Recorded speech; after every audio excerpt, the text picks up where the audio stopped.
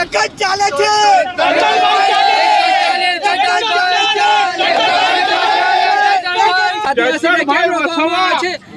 અને રાજપીપળા મજૂરી ધંધા જઈએ છે તો ત્યાં કેનલ પાસે કેમેરો લઈને ઉભા રહે છે અને ઉભા રાખે છે, લાવો હેલ્મેટ, લાવો લાયસન્સ, તો ખારા પૂરવાને લોકોને દેખાતું નથી કશો.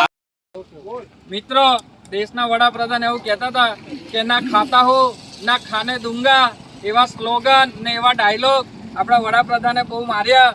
સાહેબ, અમે કહેવા માંગીએ છીએ કે ના ખાતા હો ને ખાને દૂંગા તો બરાબર, આ તમે આ રોડ રસ્તા કોણ ખાઈ ગયું એ તો જુઓ.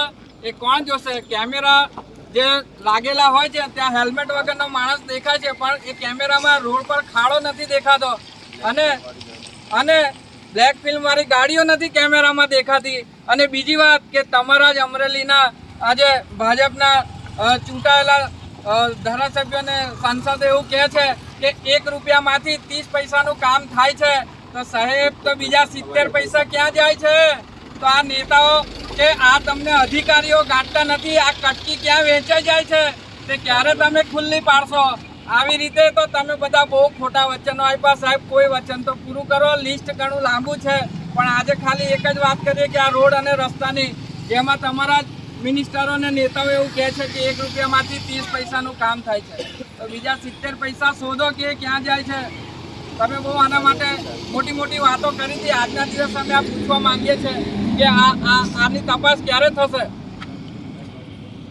અને આ ખાડા કહાડા રિપેર થશે? કેટલો સમય લાગશે? આ ખાડાનો કેટલો સમય લાગશે? કેટલા લોકોનો એક્સિડન્ટ થઈ ગયા છે, લોકો ખાડામાં પડી મરી ગયા છે, કેટલા લોકોને મૃત્યુ થાય છે. તો આ ખાડાનું ભલેવાર કાઢે થશે અને કાઢે રિપેર કરવામાં આવશે. આ સરકારને દેખાતું નથી. ભાજપ સરકાર મોટી મોટી વાતો કરે છે, મફત અનાજ આપીએ છે, ફલાણું આપે, ઢીકડું આપે, પણ ખાડાનો જોગવાઈ કરતા નથી. આ કોણ? ભાજપ સરકાર.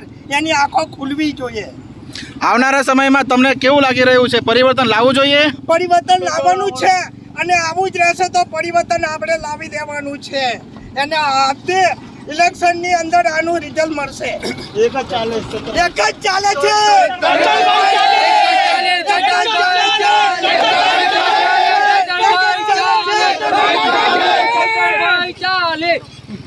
મિત્રો, ઘણા બધા સમયથી આપણા આગેવાનો, આપણા સ્થાનિક લોકો છે, ત્યારે આજે વિવાદ છે ખારાઓનો. મિત્રો, ખારાનો વિવાદ તો છે જ. આજ સુધીમાં ખારા કોઈ રિપેર કર્યા નથી. ભારતીય જનતા પાર્ટીના લોકોને એટલું જ કહેવા માંગે છે, અમારા ગામડાના લોકો, ગરીબ ઘરના લોકો જ્યારે મીઠું મરચું લેવા જતા હોય ત્યારે એમને પોલીસ તંત્રથી માંડીને ઘણા બધા લોકો હેરાન કરતા હોય છે કે ભાઈ, અમે તો ખાલી અમારું મીઠું મરચું લેવા જઈએ છીએ, ત્યારે આ લોકો હેરાન કરતા હોય છે. બરાબર છે, તો આટલી બધી હેરાનગતિ ના હોવી જોઈએ. રોડ રસ્તાના કામો તમે સારા કરો ભાઈ. કોના માટે? અમારા જનતાના રૂપિયે તમે મોજ મસ્તી કરો. આવનારા દિવસોમાં ચલવી લેવામાં નહીં આવે. આજે અમારા ચૈતર વસાવા સાહેબ કાં તો નિરંજન સાહેબ જોડે અમે જિંદગીભર સાથે રહેશું. અને બીજું કે આવનારા દિવસોમાં તમને દેખાડી દેશું કે આ તમે રોડ રસ્તાઓ, અમે આટલી બધી મજબૂરીમાં જઈએ છીએ. અમારા નાના છોકરાઓ હોય, અમારા મોટા મોટા કામો માટે અમે જતા હોય છે, ત્યારે ગड्ढेश्वर એક નાનું મોટું શાકભાજી લેવા માટે જતા હોય ત્યારે બી અમને હેરાનગતિ કરવામાં આવે. ત્યારે આવનારા દિવસોમાં આવું ચલી લેવામાં નહીં આવે. ત્યારે અમે આગેવાનો, અમારા સ્થાનિક લોકો છે, એમને બી હું કહું છું, અમે બધા સ્થાનિક જ છે, પણ આવનારા દિવસોમાં અમે ચલી લેવામાં નહીં આવે. જય હિન્દ, જય ભારત, જય જોહાર, જય આદિવાસી. અમારા આદિવાસીને કેમ રોકવામાં આવે છે? અમારા આદિવાસીને કેમ રોકવામાં આવે છે? જ્યારે મજૂરી ધંધો કરવા માટે જાય છે તો પોલીસ મિત્રો કેમ અમને અટકાયત કરવામાં આવે છે કે મજૂરી ધંધે જતા હોય તો 200 રૂપિયાની મજૂરી જાય તો એ 500 રૂપિયા હપ્તા અમારી પાસે શા માટે લે છે? એનું અમારે આ ભાજપ સરકારને અમારે કહેવું છે કે આ બધા તમારા ખોટા ખોટા નાટક બંધ કરી દેજો અને હે ને અમને હેરાન કરવાનું બંધ કરી દેજે. અને જ્યારે અમારો 5 વાગ્યાનો ટાઈમ થાય છૂટે છે ત્યારે અમને એને રોકવામાં આવે છે. ગડેશ્વરથી અમે નીકળીએ તો લીંબડવાડી લાઈન પાસે ઉભા રહે છે. એ લોકોને કહી દેજો કે હપ્તા લેવાનું બંધ કરી દે.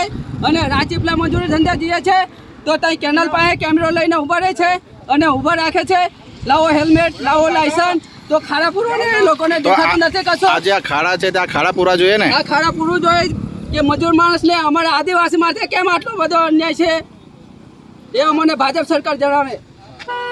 હેલો જય હિન્દ, જય ભારત. જય માતાજી.